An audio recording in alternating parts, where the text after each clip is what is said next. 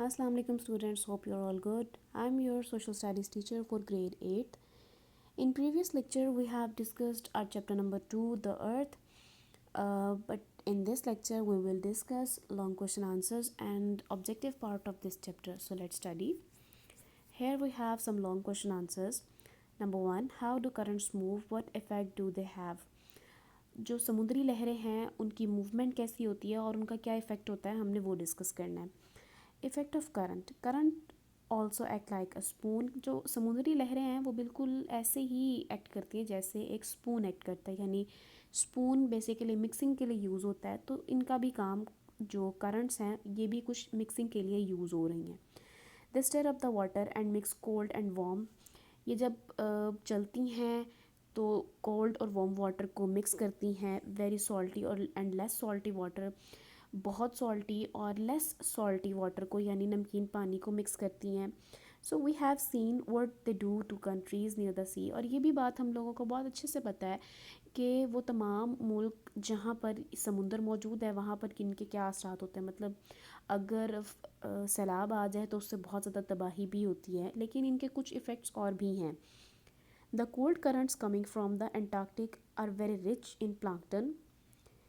प्लांक्टन basically छोटे छोटे sea creatures होते हैं जिसमें प्लांट्स भी शामिल हैं और इसमें छोटे छोटे बहुत छोटे छोटे से एनिमल्स भी होते हैं.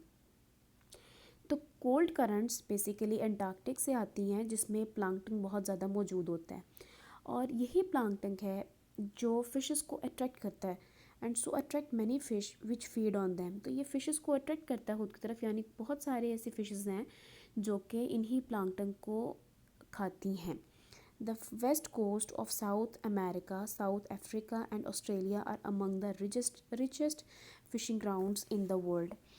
अब हमारे पास जो वेस्ट कोस्ट हैं यानी वेस्ट के जो साहिली इलाके हैं जिसमें साउथ अमेरिका आता है, साउथ अफ्रीका और ऑस्ट्रेलिया आते हैं, ये ऐसे ममालिक हैं जहाँ पर मछलियों को बहुत ज़्यादा पकड़ा जा सकता है. यानी ये वो ममालिक हैं जहाँ पर फ़िशेस की तादाद बहुत ज़्यादा होती है और मछलियों का शिकार बहुत ज़्यादा किया जाता है.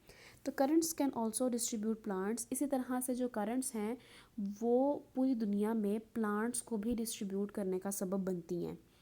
जैसे the best example of this is the coconut. इसकी सबसे बेस्ट एग्जांपल कोकोनट है which is native to south east Asia, जो कि साउथ ईस्ट एशिया में बहुत ज़्यादा पाया जाता है. Over million years ago the coconut developed a coat which floats very well with a hard inner shell to protect the seed.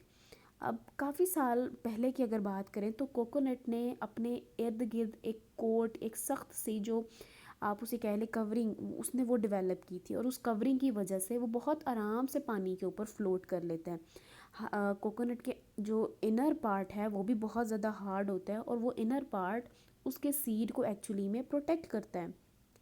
A thick layer of fibre and then a more or less water tight outer skin.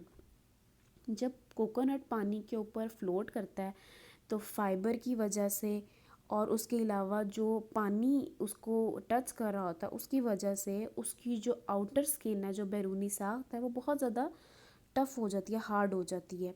The coconut grows mostly close to the sea. और आम तौर पे जो coconut है वो समुंदरों के करीब ही grow होता है. And the fruit falls into the water. और वहीं पर कोकोनट ग्रो होता है और जब फ्रूट पूरा पक जाता है, रेडी होता है, तो वो फ्रूट ओशंस में ही गिरता है, यानी वाटर में ही गिर जाता है.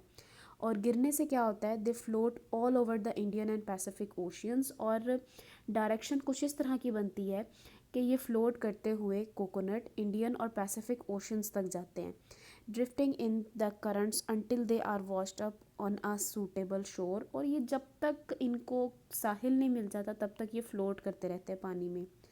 इस तरह से क्या होता है, जब ये साहिल पर पहुंच जाते हैं, here they germinate and grow to form a new colony of coconut palms. तो वहाँ पर वैसे तो कोकोनट उठा लिया जाता है या उसको ले लिया जाता है और सेल आउट भी किया जाता है, लेकिन ऐसा कोकोनट जो कोई भी ह्यूमन बीइंग पकड़ता नहीं है, तो वहीं पर वो साहिल में क्या हो जाता है, वो वहीं पर रहता मतलब अगर वहीं पर पड़ा रह जाए, उसे कोई उठाए ना हो या उसको कोई उठाकर यूज़ ना करे, तो वहीं पर वो दोबारा से जर्मिनेशन प्रोसेस स्टार्ट कर देता है और कोकोनट पाम्स की एक न्यू कॉलोनी जनरेट होती है या ग्रो करती है।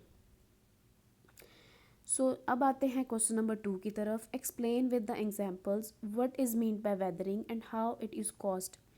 वेदरिंग के बारे में एक्सप्लेन करना है और उसके कॉजेज़ बताने हैं। तो weathering and it's main causes. Weathering is the process by which landforms such as rocks, cliffs, beaches and even soil are eroded. Eroded कहा जाता है घटने को या कम होने को over a period of time. तो वेदरिंग हमारे पास वो प्रोसेस है जिसमें जो लैंड फॉर्म है जैसे कि रॉक्स हो गए, क्लिफ्स हो गए, बीचेस हो गए, यहाँ तक कि जो सॉयल यानी कि मिट्टी भी है वो भी इरोड हो जाती है वक्त के साथ साथ। अब उसके कॉजेज़ क्या हैं, किस तरह से ये इरोडेड होती है कि या कम होती है घटना या कम होना। तो ये इनके कम होने की वजूहात क्या हैं। सबसे पहले water. Water is one of the most important causes of weathering and works in several ways.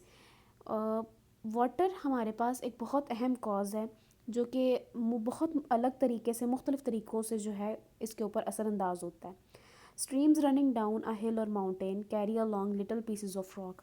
जब कोई भी नदी है जब उसमें से पानी बहता है या पहाड़ों के ऊपर से या चोटियों के ऊपर से पानी बहता है तो बहकर वो नीचे की तरफ आता है, क्योंकि डेफिनेटली हम सबको पता है कि ग्रेविटी की वजह से भी पानी नीचे ज़मीन की तरफ पुल हो रहा होता है। तो these bump against the bed and sides of the river and break off more particles of rock. तो जब ग्रेविटी की वजह से पानी नीचे पुल होता है और बहुत ज़्यादा तेज़ी के साथ आता है तो उस तेज़ी के साथ आने की वजह से ये वो तमाम जगह जहाँ से पानी गुजर रहा होता है वहाँ पर एक प्रॉपर एक चैनल बना लेता है, एक रास्ता बना लेता है और उन तमाम वहाँ पर जो रॉक्स होते हैं उन सबको वो पीसीज में डिवाइड कर देता है, उनको ब्रेक कर देता है, which they also carry long on the currents. और इस तरह से क्या होता है वहाँ से पानी गुजरते हुए वो तमाम पीसीज जो हैं वो क्या होते हैं कि ब्रेक हो जाती हैं रॉक्स और वो नीचे आ जाती हैं। तो ये सारी जो यानी जो पानी है पहली वजह तो ये हो गई जिसकी वजह से हमारे जो लैंड फॉर्म है वो इरोडेड होती है। Number 2, rain also get into cracks in the rocks when this water freezes it expands. बारिश जब पत्थरों पर पड़ती है तो पत्थरों के वो हिस्से जो ठंडे होते हैं वहाँ पर पानी जम जाता है और जब पानी जम जाता है तो डेफिनेटली इट एक्सपैंड्स मतलब वो फैलता है। On high mountains the water freezes breaking up the rock which is carried away by wind और वाटर।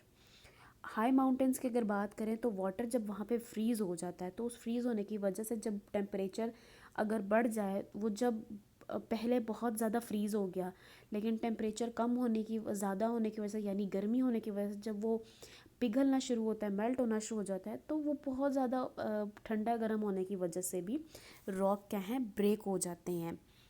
और यही जो ब्रेकिंग है उस वो विंड की वजह से फिर जो रॉक्स हैं वो इधर उधर मूव होते हैं। Rain dissolves gases in the air. Third point क्या है, रेन एयर में मौजूद गैसेस को डिज़ोल्व करता है स्पेशली कार्बन डाइऑक्साइड को and makes a mild acid और एक हल्का फुल्का सा जो है एसिड बन जाता है when this soaks into some rocks. और जब ये एसिड पत्थरों के ऊपर गिरता है स्पेशली लाइमस्टोन, जैसे कि लाइमस्टोन है of which there is so much in Pakistan, जो कि पाकिस्तान में बहुत ज़्यादा पाया जाता है। इट डिज़ोल्व्स द रॉक, तो वो रॉक्स को इरोडेड कर देता है, उनको ब्रेक कर देता है which is washed away. Second point हमारे पास विंड है, second cause. Strong winds carry along tiny particles of rock as sand wear away the rocks they hit. Wear away कहा जाता है छोटे छोटे टुकड़ों में काटने को। तो जब बहुत तेज़ हवाएं चलती हैं तो वो रॉक्स के छोटे छोटे पार्टिकल्स या छोटे छोटे पीसीज को अपने साथ लेकर आती हैं। ये वो पीसीज होते हैं जो कि छोटे छोटे टुकड़ों में कटे हुए होते हैं या डिवाइडेड होते हैं। When the rock is standing by itself, it usually wears away round the base. अगर रॉक खुद से खड़ी हुई हो यानी कि किसी भी जगह पर मौजूद हो तो ये मज़ीद छोटे टुकड़ों में स्ट्रॉन्ग विंड की वजह से वो मज़ीद डिवाइड हो जाती है डिफरेंट पार्ट्स में। When it gets to narrow the rock falls and the process continues till most of it is eroded. अगर रॉक छोटी हो जाए यानी कि डिवाइड होते होते छोटी हो जाए तो इसकी एरोडेशन जो है वो ख़त्म हो जाती है, लेकिन अगर नहीं होती तो तब तक ये प्रोसेस चलता रहता है जब तक वो रॉक इतनी छोटी ना हो जाए कि वो मज़ीद डिवाइड ना हो सके, यानी स्ट्रॉन्ग विंड्स की वजह से जो रॉक्स हैं वो मज़ीद एरोडेड हो जाती हैं। Number 3, sunshine. The sun heats up the rock in the day time में सूरज की तपिश बहुत ज़्यादा होती है जिसकी वजह से रॉक्स बहुत ज़्यादा गर्म हो जाती हैं, but at night it cools rapidly. लेकिन रात में ठंडी भी हो जाती हैं। तो ये जो एकदम से ठंडे हो जाना और गर्म हो जाना है ना, this constant heating and cooling expansion and contraction eventually break up the rock. तो ये जो एकदम से रॉक्स का हीट अप हो जाना और एकदम से ठंडा हो जाना, यानी ये जो कूलिंग और एक्सपेंशन है ना, इसकी वजह से रॉक्स बहुत ज़्यादा डिवाइड हो जाती हैं, टूट फूट का शिकार होती हैं या ब्रेक हो जाती हैं। सो स्टूडेंट्स, ये थे हमारे लॉन्ग क्वेश्चंस। अब आते हैं ऑब्जेक्टिव पार्ट की तरफ। Geographers have divided the surface of earth into dash continents. कितने पार्ट्स में डिवाइड किया गया है अर्थ को? 7 में। About dash years ago Pangaea cracks into gigantic pieces. तकरीबन पैंगिया के बारे में तो हम सब ने पढ़ा, लेकिन पैंगिया तकरीबन कितने साल पहले बड़े बड़े टुकड़ों में डिवाइड हुआ? 240 millions years ago. Number 3, the top mountain range are Hindu Kush, the Pamirs, the Dash. तो हमारे पास जो बड़े बड़े पहाड़ी सिलसिले हैं उसमें हिंदू कश, पामीर आता है और उसके अलावा कराकरम एंड द हिमालयाज, यानी कराकरम और हिमालय आते हैं। Number 4, dash is where any date starts and end. ये हमारे पास मतलब इंटरनेशनल डेट लाइन वो है जहाँ से कोई भी डेट यानी कि तारीख शुरू होती है या एंड होती है। Number 5, the dash is the most important line of latitude. Latitude की सबसे अहम लाइन कौन सी है? इक्वेटर, जो कि इमेजिनरी लाइन है। Number 6, and dash is a large mass of water. Large mass of water क्या है? Ocean. Number 7, dash in the oceans are like giant rivers. Currents basically ocean में जो करंट्स हैं वो बेसिकली जाइंट रिवर्स के तौर पर हैं। Number 8, water is one of the most important oceans of dash weathering, यानी वाटर बहुत एक अहम कॉज है वेदरिंग का। Number 9, only dash of fish caught is used for human use, यानी 60% जो फ़िश जो पकड़ी जाती है वो सिर्फ ह्यूमन यूज़ में आती है, बाकी 40% ह्यूमन यूज़ में नहीं आती। Number 10, it is estimated that dash tons of fish are caught each year. कितनी फ़िश एस्टिमेटेडली पकड़ी जाती है? 90 मिलियन टन्स।